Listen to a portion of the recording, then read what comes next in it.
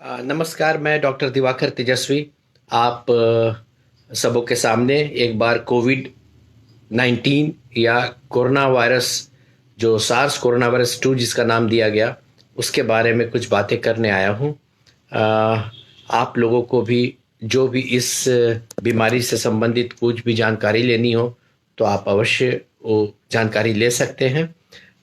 सबसे पहले तो ये बता दूं कि ये कोरोना वायरस जो अ, अभी सरफेस पर आया, हम लोग की जानकारी में आया दिसंबर में, चाइना के वुहान शहर से ये फैल करके निकल करके पूरे विश्व को अभी एक महामारी के रूप में, एक पैंडेमिक के रूप में चुनौती दिया हुआ है। विश्व के अनेक देशों में बहुत सारी असमय मृत्यु का कारण बना है और अभी भी हमारे देश के अंदर भी, हमारे राज्य के अंदर भी एक चुनौती के रूप में उभर करके सामने आया है। इसके बारे में सही जानकारी होनी बहुत आवश्यक है और इसके बारे में जितनी मिथ्याएं हैं, भ्रम हैं, साइंटिफिक जानकारियां हैं, उसे लेने की आवश्यकता है। तो इसलिए आज अपना लाइव के सौजन्य से जो आज यहाँ लाइव का कार्यक्रम रखा गया है, मैं उसमें शिरकत किया हूँ और आप सबों से गुजारिश है कि आप सबों के पास यदि किसी भी तरह की कोई प्रश्न है तो आप हमसे पूछ सकते हैं और अगर किसी तरह की कोई क्वेरी होती है तो आप हमसे उससे भी पूछ सकते हैं।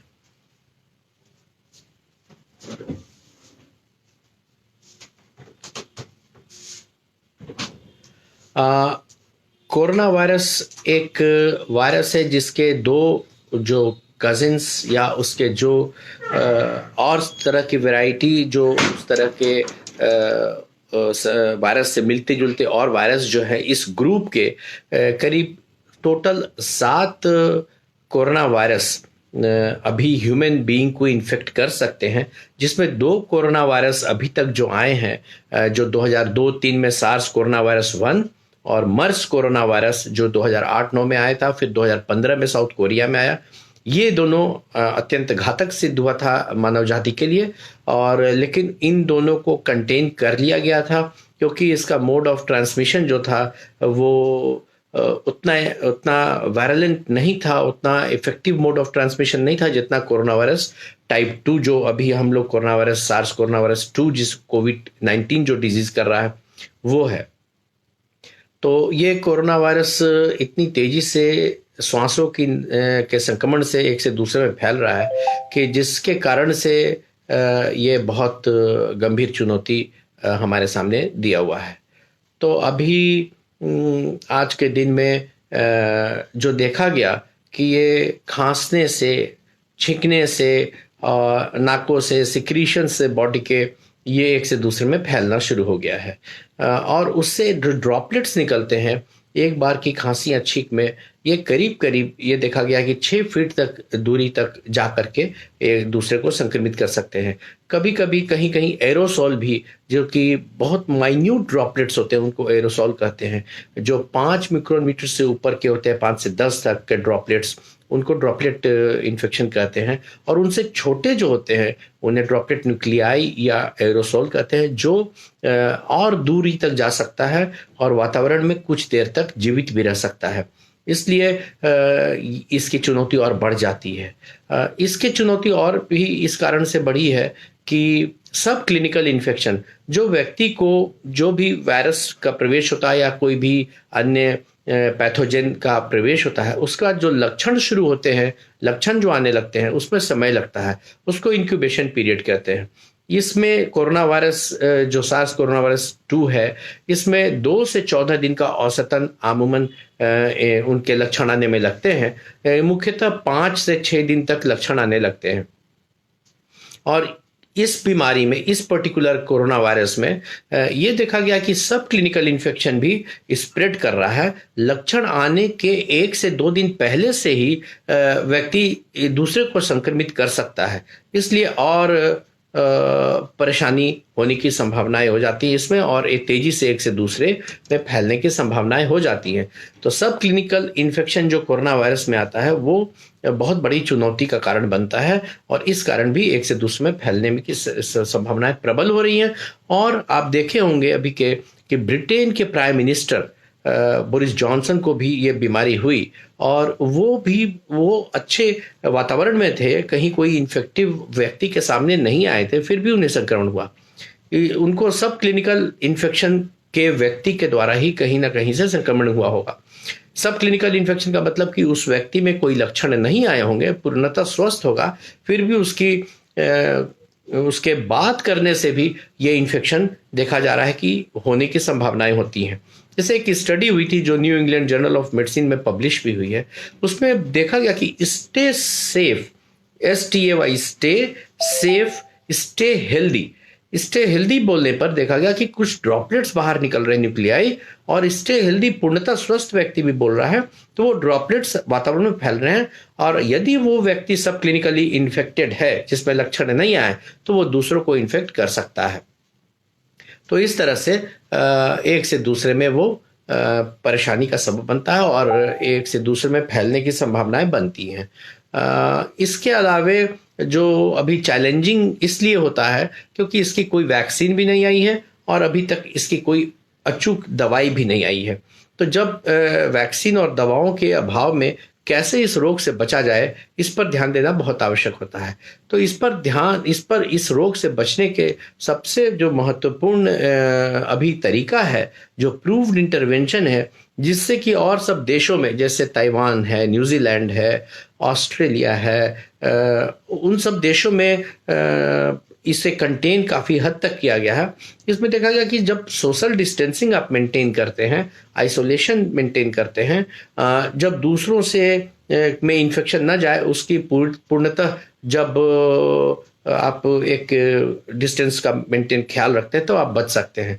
अभी एक सूरज कुमार जी का सवाल आया है कि जो टीबी के पेशेंट हैं उन्हें कोरोना महामारी से सेफ्टी के लिए क्या प्रिकॉशन लेना जरूरी है, क्योंकि टीबी के रोगियों में फेफड़े में पहले से ही इन्फ्लेमेशन है, उसमें पहले से कॉम्प्रोमाइज फेफड़ा है, तो टीबी के रोगियों में और ज़्यादा संभावनाएं होती हैं कोरोना इन्फेक्शन होने की। तो इसलिए टीबी के रोगी को सबसे जरूरी है कि टीबी के रोगी मास्क का जरूर प्रयोग करें, भीड़ भाड़ वाले इलाके में न जाएं और अपने को बचा करके रखें, कहीं से कोई संक्रमण उनके फेफड़ों में ना आए, इसका ध्यान रखें। हवादार जगह पर रहें, अपना इम्यून सिस्टम को स्ट्रांग रखें, धूप का सेवन करें और कम से कम 6 से 8 घंटा का नींद ले और बाहर कभी कतई न जाए।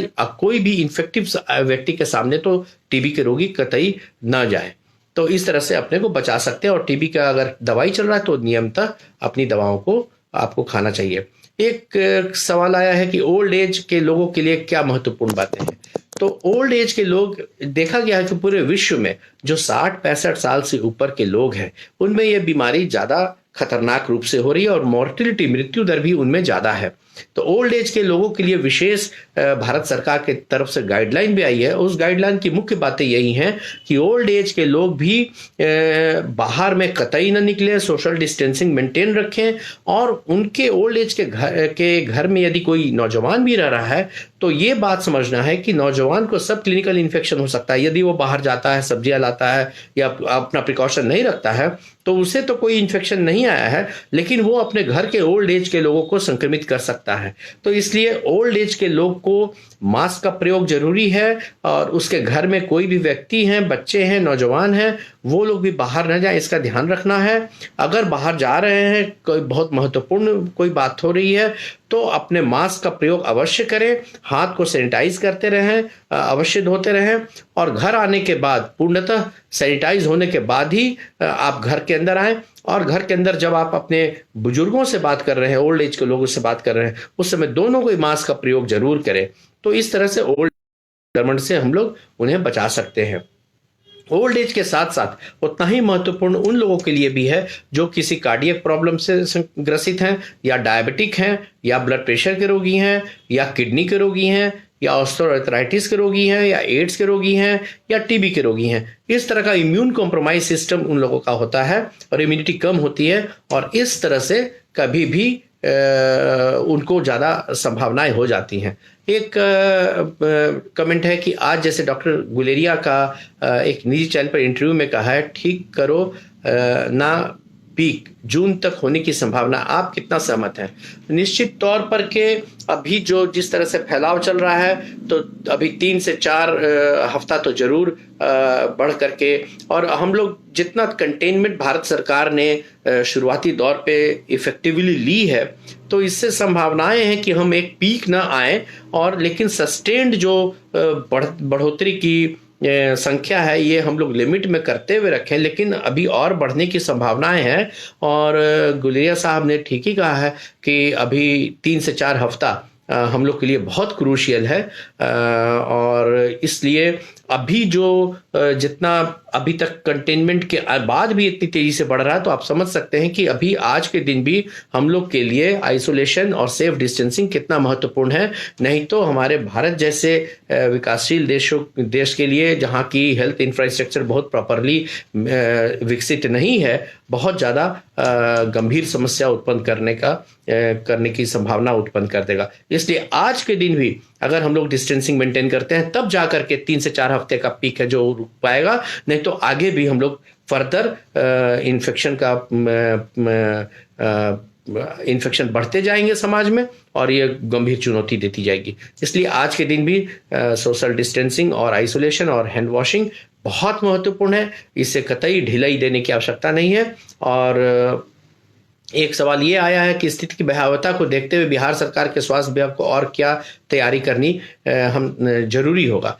देखिए, हमारे यहाँ अभी टेस्टिंग की फैसिलिटी और बढ़ाने की आवश्यकता है, डिस्ट्रिक्ट लेवल पर टेस्टिंग की फैसिलिटी बढ़ाने की आवश्यकता है। अभी तक जो टेस्टिंग हो रही है वो पीसीआर टेस्टिंग होती है, जो कि नेजल स्वाब से लेकर के या ओरोफेरेंजियल स्वाब, ये दोनों से लेकर के टेस्ट होता है। जब दोनों जगह से लेते हैं तब जो संभावनाएं होती हैं टेस्ट के सही आने की, वो 90% के लगभग होती है। अलग से केवल नेजोफेरेंक्स के पीछे से जो किट से टेस्ट ली जाती है और पीसीआर से आरएनए देखा जाता है, उसमें 65% ही सही आने की संभावनाएं होती हैं। तो इसलिए हमेशा 2 बार टेस्ट होता है, और दोनों जगह से अगर ली जाती है किसी भी एक व्यक्ति की, और दोनों को मिला करके जब उनकी टेस्टिंग की जाती है, तब 90% के लगभग संभावनाएं होती हैं कि सही पॉजिटिव आएगा। और बिहार की व्यवस्था को देखते हुए हम लोग के स्वास्थ्य विभाग को डिस्ट्रिक्ट लेवल पर, अब देखा गया कि कार्टिलेज वाली किट भी है जो कि बहुत फास्ट होती है, और उसे डिस्ट्रिक्ट लेवल पर किया जा सकता है। जिस कार्टिलेज वाली किट, जिसे जिन एक्सपर्ट कहते हैं, जो टीबी के रोगियों के लिए भी जांच के लिए लाई गई थी, काफी डिस्ट्रिक्ट में वो उपलब्ध भी है। जिन एक्सपर्ट से टीबी के खखार के अंदर से बहुत जल्दी फास्ट हम लोग एमडीआर टीबी की पता लगाते थे कि रिफाम्पिसिन रेजिस्टेंस है कि नहीं, टीबी है कि नहीं, और टीबी है तो रेजिस्टेंट टीबी है कि नहीं। उसी मशीन को थोड़ी सी मॉडिफाई करके इस तरह का किट लगा करके, पीसीआर का किट लगा करके 2 घंटे के अंदर हम लोग उसके रिजल्ट बता सकते हैं कि ये कोरोना वायरस है कि नहीं। और ये किट जो कार्टिलेज बेस्ड किट है, ये अप्रूव्ड भी है, और इसे हमें डिस्ट्रिक्ट लेवल पर करने की आवश्यकता है, जिससे कि जांच बढ़े। और जब जांच बढ़ेगी तो हम लोग ज्यादा से ज्यादा कंटेन कर पाएंगे, पकड़ पाएंगे रोगियों को सही समय पर, और बिहार के अंदर बढ़ने से, फैलाव से हम लोग बचा पाएंगे। एक सवाल यह है कि भारत गांवों का देश है, ऐसे में गांव के लोग क्या अनिवार्य एहतियात बरतनी चाहिए? अभी देखिए, बहुत जगह से लोग आ रहे हैं देश के अंदर, राज्यों के अंदर में बहुत आप देखेंगे कि माइग्रेशन, जो इन माइग्रेंट पॉपुलेशन, उनकी वापसी हो रही है। तो ऐसे में कंटेनमेंट, क्वारंटाइन बहुत आवश्यक है उन लोग का।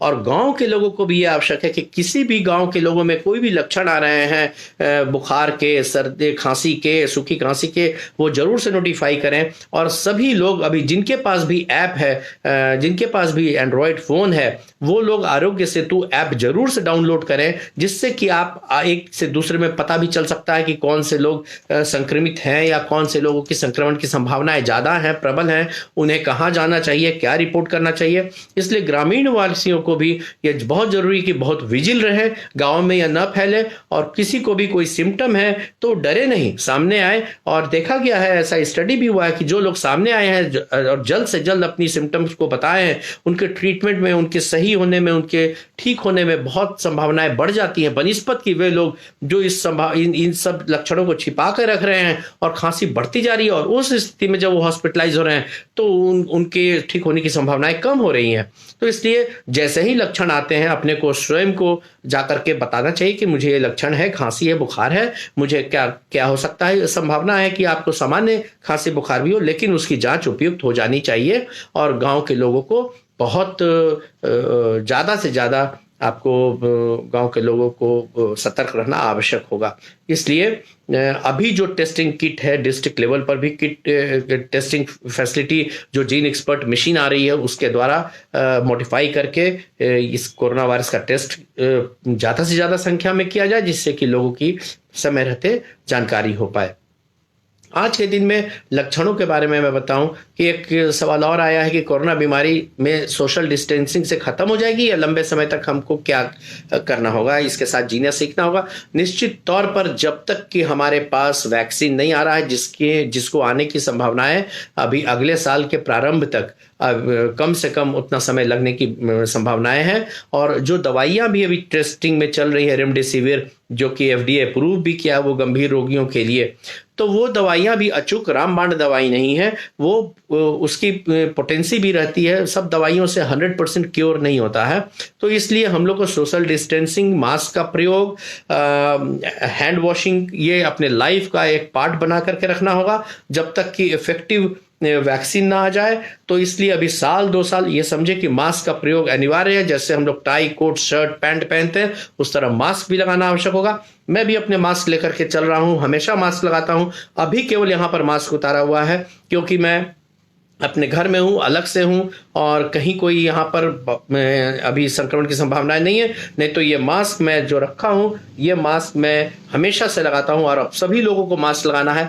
कहीं बाहर निकलने के पहले कोई भी व्यक्ति अगर आता है, चाहे वो हेल्दी भी है, 6 फीट की दूरी पर भी है, फिर भी मास्क दोनों को ही लगाएं, तभी बात करें। क्योंकि अभी भी मैंने बताया कि जो सब क्लिनिकल इन्फेक्शन है उसमें कोई लक्षण नहीं आ रहे हैं, लेकिन उसके बात करने से ही वातावरण में ये संक्रमण फैलने की संभावनाएं हैं। इसलिए सबों को मास्क का प्रयोग बहुत आवश्यक है।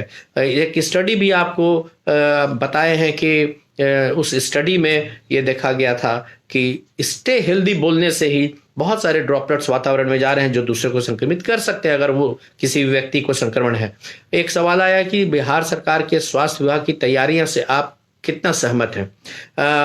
पूरे तरह से भारतवर्ष ने अब समय रहते हुए लॉकडाउन और बहुत समय रहते हुए सोशल डिस्टेंसिंग की जो कवायद की, और जो वार फुटिंग पर कॉन्टैक्ट ट्रेसिंग की जो चीजें चल रही हैं, इसमें हम लोग बहुत हद तक कंटेन किए हैं। नहीं तो भारतवर्ष की स्थिति और भयावह हो सकती थी। अभी बिहार सरकार भी पूरी तत्परता से इसको कंटेन करने में लगी हुई है। लेकिन हमारे यहाँ अभी जांच की व्यवस्था और सुदृढ़ करने की आवश्यकता है, डिस्ट्रिक्ट लेवल पर करने की आवश्यकता है। नहीं तो बहुत लोगों को पता भी नहीं चलेगा कि और वो संक्रमण एक से दूसरे में फैला सकेंगे। ये बोला जा रहा है, निशांत ठाकुर जी का सवाल है कि बोला जा रहा है कि प्लाज्मा थेरेपी से लोग ठीक हो रहे हैं, तो क्या यही वैक्सीन है? नहीं, प्लाज्मा जो थेरेपी होती है वो कन्वालेसेंट प्लाज्मा होता है। वो ये होता है कि जब कोई भी व्यक्ति संक्रमित है और वो ठीक हो गया इस संक्रमण से, कोरोना वायरस से, तो उसके शरीर के अंदर जो प्रतिरोधक क्षमता बनती है, जो एंटीबॉडीज बनते हैं, वो उससे लड़ते हैं आपके वायरस से, और उसकी संख्या एंटीबॉडीज की शरीर के अंदर में बढ़ी रहती है। और वो एंटीबॉडी को निकाल करके जो स्वस्थ हो चुके हैं व्यक्ति, उनके एंटीबॉडी को निकाल करके, एक व्यक्ति के अगर उसमें एंटीबॉडी की टाइटर हाई है तो 2 व्यक्तियों को उनकी एंटीबॉडी जो उनके प्लाज्मा में है वो ट्रांसफ्यूज किया जाता है, देखने के लिए कि वो जो वायरस है उसको न्यूट्रलाइज कर रहा है कि नहीं, कंट्रोल कर रहा है कि नहीं। कुछ पेशेंट्स में इसके आशान्वित परिणाम आए हैं, अच्छे रिजल्ट आए हैं, लेकिन कुछ में नहीं भी आए हैं। तो अभी ये अप्रूव्ड थेरेपी नहीं है। तो प्लाज्मा थेरेपी एक एक्सपेरिमेंटल ड्रग के रूप में इसे यूज किया जा रहा है, जैसे कि और दूसरे ड्रग भी एक्सपेरिमेंटल ड्रग हैं। लेकिन अभी अप्रूव्ड थेरेपी में कोरोना वायरस के लिए रेमडेसिविर नाम की दवाई केवल क्रिटिकल केसेस के लिए FDA ने अमेरिका में अप्रूव किया है, वो गिलियड साइंसेस के द्वारा बनाया हुआ। लेकिन वो भी अभी पूरी तरह से कारगर नहीं है, लेकिन एकमात्र अभी वही दवाई है जिसकी सिद्धता अभी कुछ हद तक सिद्ध हुई है। वैक्सीन अलग होता है, जो जिस पर ट्रायल चल रहे हैं, अभी वैक्सीन आई नहीं है, लेकिन 4-5 वैक्सीन के कैंडिडेट ऐसे हैं जो अभी ह्यूमन बीइंग पर जिनका ट्रायल चल रहा है। उम्मीद है कि अगर सही चलता रहे तो अगले साल प्रारंभ तक हमें इफेक्टिव वैक्सीन प्राप्त हो जाएंगे। कोरोना से मरीजों से ठीक मरीजों से इलाज होना संभव है। वही चीज निशांत ठाकुर ने कहा था कि प्लाज्मा जो होती है, जो एंटीबॉडी जिसमें हाई रहता है, उसके प्लाज्मा को ड्रग के रूप में देखा जा रहा है। कुछ हद तक उसमें सफलता मिली है, लेकिन सबों में यह सफलता नहीं मिली है। इसलिए अप्रूव्ड थेरेपी के रूप में, अप्रूव्ड ड्रग के रूप में प्लाज्मा अभी नहीं किया गया है। एक सवाल है कि आईजीआईएमएस में 80 स्वास्थ्यकर्मी संक्रमित होने की खबर है। पटना के पीएमसीएच में 6 डॉक्टर को निलंबित कर दिया गया। आखिर इसका मुख्य वजह क्या हो सकते हैं? देखिए, मुख्य वजह बहुत सारे हैं, जिसमें एक दो चीजें हैं कि चिकित्सक और जो फ्रंट लाइन वर्कर हैं वो ज़्यादा प्रोन होते हैं इस इन्फेक्शन से संक्रमित होने में, क्योंकि उन्हें हमेशा पेशेंट्स के बीच में और जो कोरोना वायरस से संक्रमित है उनके बीच में रहना पड़ता है। अगर उनका proper PPE kit, personal protection equipment कहते हैं, पीपीई किट नहीं रहे तो संक्रमण एक से दूसरे में फैल सकता है, पेशेंट से चिकित्सकों को फैल सकता है। तो इसलिए विशेष सावधानी चिकित्सकों को रखने की आवश्यकता है और चिकित्सकों को प्रॉपर पीपीई किट उपलब्ध कराने की आवश्यकता है। जो ये भी देखा गया है कि स्टडी में कि अगर उसके साथ कांटेक्ट पेशेंट के साथ जितना ज्यादा हो रहा है उसमें होने की संभावनाएं ज्यादा प्रबल हो रही हैं। तो चिकित्सकों को रोस्टर ड्यूटी लगाने की आवश्यकता है। एक चिकित्सक को बहुत लंबे समय तक पेशेंट्स का एक्सपोजर नहीं होना चाहिए। पीपीई किट प्रॉपर रहनी चाहिए, जिसमें मास्क हो, ग्लव्स हो, N95 मास्क हो, पूरी तरह से बॉडी हो, हुड हो, ये सब के साथ ही वो पेशेंट को देखें। और पेशेंट के साथ एक बार हुड जब मास्क आप पहनते, पीपीई किट पहनते, ना तो आप बाथरूम जा सकते हैं, ना तो आप खाना खा सकते हैं, आप कुछ नहीं कर सकते हैं। तो इसलिए एक शिफ्ट जो है वो 4 से 6 घंटे की से ज्यादा की नहीं होनी चाहिए एक डॉक्टर की। और ये भी देखा गया कि अगर वो ज्यादा देर तक एक्सपोज अगर हैं पेशेंट्स के, एक ही डॉक्टर अगर लगातार देख रहे हैं तो उस डॉक्टर में संक्रमण होने की संभावनाएं प्रबल हो जाती हैं। तो इस तरह से पीपीई किट के द्वारा और उसको रोस्टर ड्यूटी के द्वारा कम डॉक्टरों को, चिकित्सकों को, फ्रंट लाइन वर्कर्स जो भी है, पैरामेडिकल्स हैं, उनको लगाने पर उसके संक्रमण को हम लोग रोक सकते हैं, कम कर सकते हैं। क्या हमारे देश के अधिकांश हिस्से में आम फ्लू की तरह ही है? इसकी मारक क्षमता का प्रतिशत क्या है? क्या हमारे देश में जरूरत से ज्यादा डरा नहीं दिया गया है?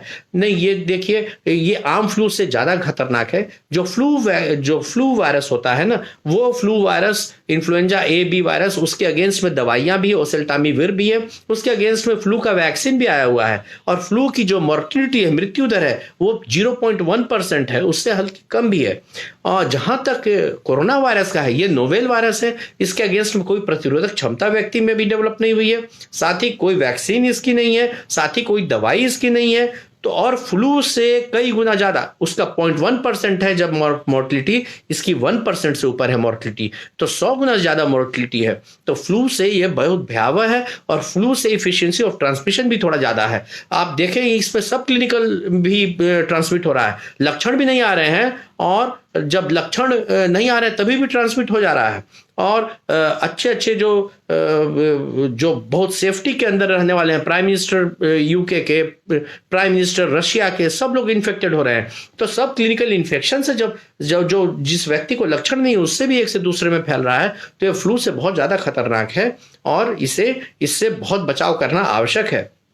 इसकी मृत्यु दर बहुत ज्यादा है फ्लू के बनिस्पत, जैसा हम अभी आपको बताए, वो फ्लू में 0.1% है, इसमें 1% है, कई गुना ज्यादा है। क्या पूर्व से गंभीर बीमारी से ग्रसित लोगों को मार रहा है?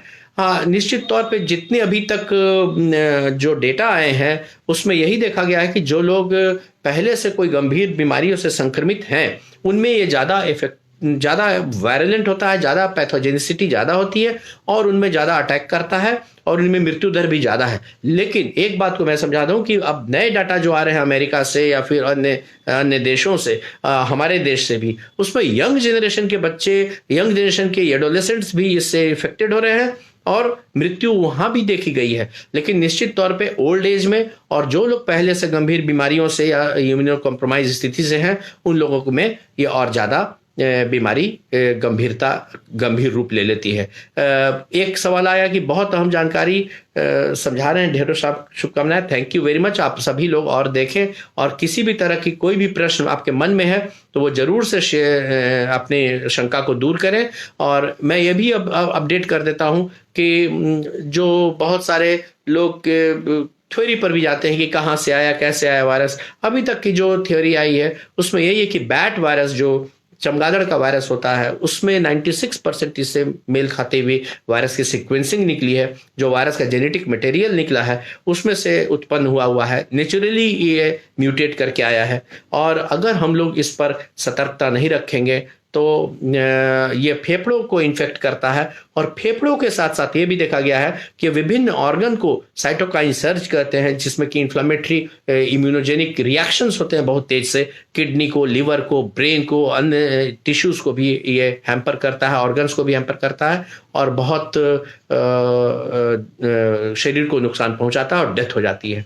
एक सवाल आया है कि इम्यून सिस्टम बढ़ाने के लिए क्या सुझाव देना चाहेंगे। देखिए, इम्यून सिस्टम बढ़ाने के लिए 3 बातों पर ध्यान देना बहुत आवश्यक है। सबसे पहला है कि आपके लाइफ स्टाइल चेंजेस रहने चाहिए, एक्सरसाइज करते रहें, योगा करते रहें, और अनुलोम विलोम और प्राणायाम का बहुत बड़ा रोल है। एक सांस, नाक बंद करके सांस को खींचे, फेफड़े में रखें, और दूसरे नाक से फिर सांस छोड़े। और इस तरह से फेफड़ा आपका बहुत स्ट्रांग होगा, लंग्स बहुत स्ट्रांग होगा। मेन पैथोलॉजी यहाँ लंग्स की होती है, और जब आपका लंग्स स्ट्रांग रहेगा तो आपको इस बीमारी से लड़ने में थोड़ी क्षमता बढ़ेगी। तो प्राणायाम, अनुलोम विलोम और आपका योगा और आपका टहलना, घूमना, ये बहुत महत्वपूर्ण है। लाइफ स्टाइल चेंजेस जिसे कहते हैं, अपने को एक्टिव रखना। दूसरी चीज है खान पान पर विशेष ध्यान देना। जितना जंक फूड है उसको अवॉइड करें, जो पैकेज्ड फूड है उसको अवॉइड करें, जो फ्रोजन फूड है उसको अवॉइड करें, और संतरा लें, विटामिन सी से प्रचुर मात्रा में जो चीजें हैं वो लें। आप विटामिन डी लें, सूर्य की रोशनी में विटामिन डी आती है, उसे लें। इसके साथ जिंक की भी रोल है, प्रोटेक्टिव रोल है, वो लें। तो इस तरह के हरी सब्जियां और फलों का सेवन करें, और विटामिन डी का सेवन करें। सूर्य की रोशनी रहे, आपके घर हवादार रहे। और तीसरी चीज है इम्यून सिस्टम के लिए कि आपका स्लीप प्रॉपर होना चाहिए। कम से कम 6 से 8 घंटे का स्लीप आपका प्रॉपर हो, उससे भी इम्यून सिस्टम बढ़ता है, इनेट इम्यूनिटी बढ़ती है। तो ये 3 चीजों पर ध्यान दें तो आपकी इम्यून सिस्टम स्ट्रांग रहेगी, और आप बहुत सारे बीमारियों से आपको लड़ने की क्षमता बढ़ेगी।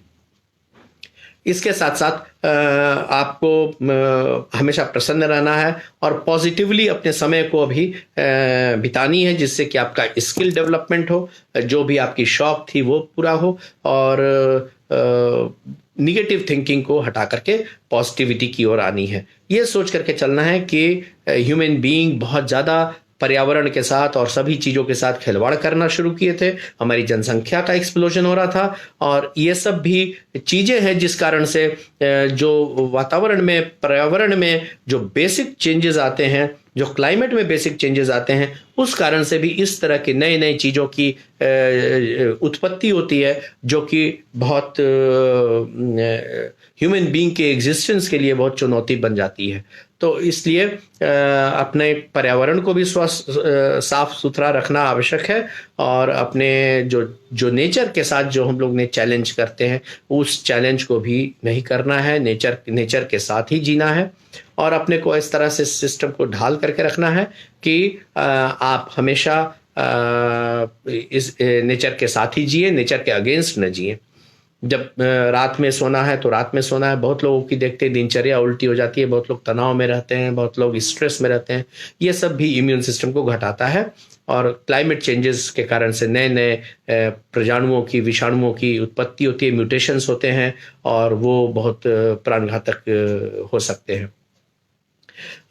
इस वायरस का, पिकुलियर वायरस का स्पाइक्स होता है, और चूंकि ये इस वायरस का जो मोड ऑफ ट्रांसमिशन है इतना एफिशिएंट है, इतना आसान तरीके से एक से दूसरे में फैलने की क्षमता रखता है, इसलिए ये एड्स से भी घातक हम लोग इसको मान रहे हैं। क्योंकि एड्स का जो फैलने का वायरस तो बहुत गंभीर आया था, लेकिन एड्स के वायरस फैलते थे कैसे, तो वो असुरक्षित यौन संबंध के द्वारा, या नीडल सेरिन सुई लगने के द्वारा, या माँ को यदि है तो माँ से बच्चे में ट्रांसमिशन की संभावनाएं थी, या आपको संक्रमित ब्लड है वो चढ़ गया तब होने की संभावनाएं थी। उसी तरह से हेपेटाइटिस बी भी फैलता था। तो इस सब के मोड ऑफ ट्रांसमिशन बहुत आसान नहीं थे। यदि एक व्यक्ति अपने को सुरक्षित रखता है तो उससे ये बीमारियां, एड्स या हेपेटाइटिस बी की बीमारी होने की संभावनाएं नहीं रहती। लेकिन कोरोना वायरस ऐसा है कि यदि आप सुरक्षित अपने को बचाव नहीं रखे हैं तो बगल का कोई भी व्यक्ति, स्वस्थ व्यक्ति भी आपको संक्रमित कर सकता है, अगर वो सब क्लिनिकल इन्फेक्टेड है, उसे पता भी नहीं है। और बहुत सारे किट टेस्ट के बाद ऐसे पता चले हैं, जहां आपकी अमेरिका में, न्यूयॉर्क पे टेस्टिंग हुई जब किट की, तो पता चला कि 20 से 30% में ये वायरस आया और चला गया, उन्हें पता ही नहीं चला, कोई लक्षण भी नहीं आए इस वायरस के, और उनको संक्रमित करके चला गया, क्योंकि आईजीजी पॉजिटिव था उनके ब्लड में इस वायरस का।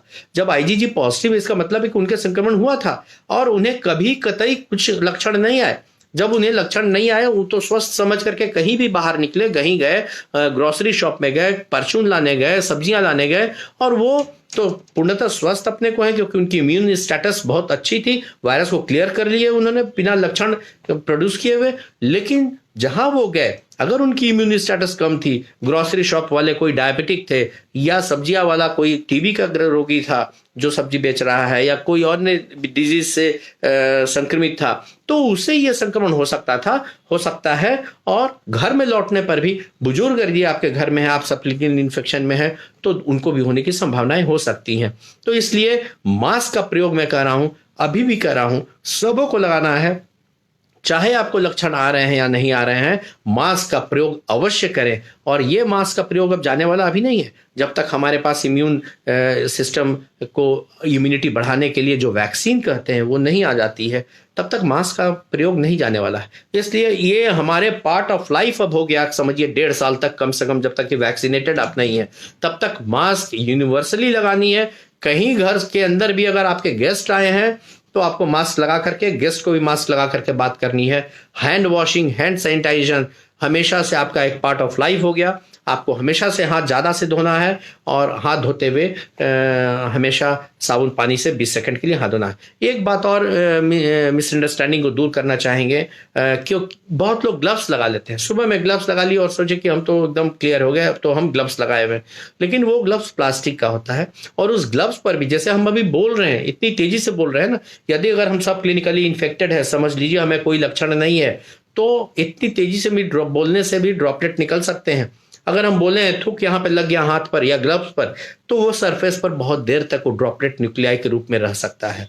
तो ग्लव्स लगाने वाले से भी मेरी गुजारिश है कि ऐसा ना समझे कि आप एक बार ग्लव्स लगा लिए तो आप इम्यून हो गए, आप बच गए, आप एकदम स्वस्थ हो गए। उस ग्लव्स को साफ करना है हर एक बार। अगर आप ग्लव्स से कोई काम कर रहे हैं तो हम हमेशा चेंज करना है, या ग्लव्स के ऊपर से ही साबुन पानी से उसे धो लेना है, ग्लव्स को ही, रबर के ग्लव्स को, या सैनिटाइजर से उसे धो लेना है, ऐसा समझ करके कि ये खाली हाथ से ही हम थे। अन्यथा आप साफ हाथ रखें और उसे ही साबुन पानी से धोते रहें, और या सैनिटाइजर से धोते रहें। लेकिन ग्लव्स लगा करके सुबह लगाए और फिर शाम में उतार रहे हैं, आंख मुंह धो लिए, उससे पोंछ लिए, अननोइंगली उसके फोमाइट्स आपके मुंह पर, नाक पर चले जाएंगे।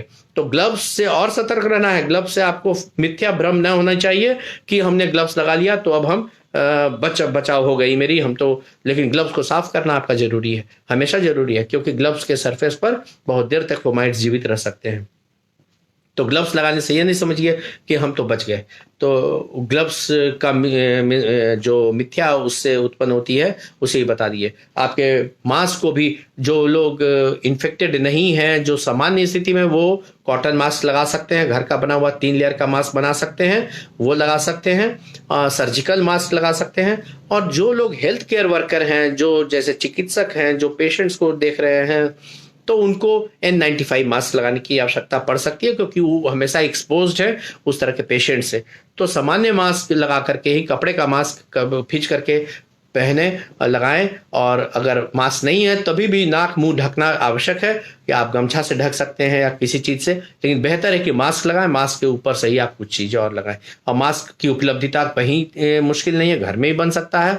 और अब कॉटन का मास्क कहीं से कोई प्रॉब्लम नहीं होनी चाहिए। और हमारे देश की अपनी जो क्षमता है बनाने की, जो कार्य करने की, जितने हैं लेबर हमारे यहाँ है, यंग जनरेशन है, ह्यूमन रिसोर्सेज हैं, वो आसानी से हमारी समझ से इस तरह की जो कमियां हैं मास्क की, और ये गेनफुल एम्प्लॉयमेंट भी होगा, और कुछ ही दिनों के अंदर ये सब चीजें हमारे यहाँ प्रचुर मात्रा में मिलेंगी, कहीं कोई कमी नहीं होगी, न मास्क की, न पीपीई किट की, न कुछ की। और हम लोग फॉर्चुनेट हैं कि वर्ल्ड ऑर्डर को भी चेंज करने वाला है। ये बीमारी ऐसी बीमारी है जो कि विश्व के जो ऑर्डर है उसे चेंज होने की संभावनाएं प्रबल हैं। और इसमें भारतवर्ष को बहुत बड़ा अपॉर्चुनिटी है, क्योंकि बहुत सारे ऐसे देश हैं जो भारतवर्ष की ओर देख रहे हैं अच्छे निगाह से कि हम लोगों ने इफेक्टिवली इससे कंटेन करने की कोशिश की है। और साथ ही साथ हमारे यहाँ निवेश के लिए भी बहुत यूरोपियन कंट्री जो दूसरे देशों में अब नहीं सोच पा रहे हैं, उनसे किसी तरह से मनमुटाव या फिर की सोच में आए हैं, तो वो हम लोग की तरफ अब आशा भरी निगाहों से देखेंगे। हमारा एग्रीकल्चरल इकोनॉमी का बेस बहुत स्ट्रांग है, इसलिए सप्लाई लाइन हमारी मेंटेन्ड है।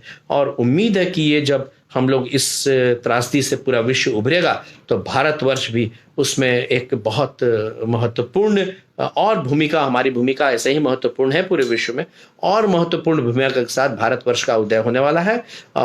हमें इसके लिए पूरे भारतवर्ष के जितने लोग हैं सबों को और पॉजिटिवली मेहनत करते हुए, इफेक्टिवली कंट्रोल करते हुए, इस बीमारी को कंटेन करते हुए, आइसोलेशन में रहते हुए, मास्क का प्रयोग करते हुए, हैंड वॉशिंग का प्रयोग करते हुए, सबसे पहले तो इस बीमारी की चुनौती को स्वीकार करके इसे हरानी है, और उसके बाद भारत को पूरे विश्व में सर्वोच्च स्थान वाला देश बनाने की कोशिश करनी है।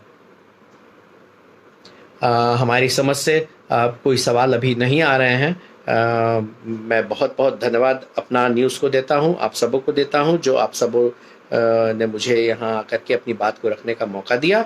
और उम्मीद है कि कुछ बातें अगर रह गई होंगी तो आप बाद में भी कहीं कभी भी अपना न्यूज़ के माध्यम से हमसे कभी भी पूछ सकते हैं। हम कोशिश करेंगे उन सभी जो क्वेरीज़ हैं उन सबों को दूर करें। बहुत बहुत धन्यवाद, शुक्रिया।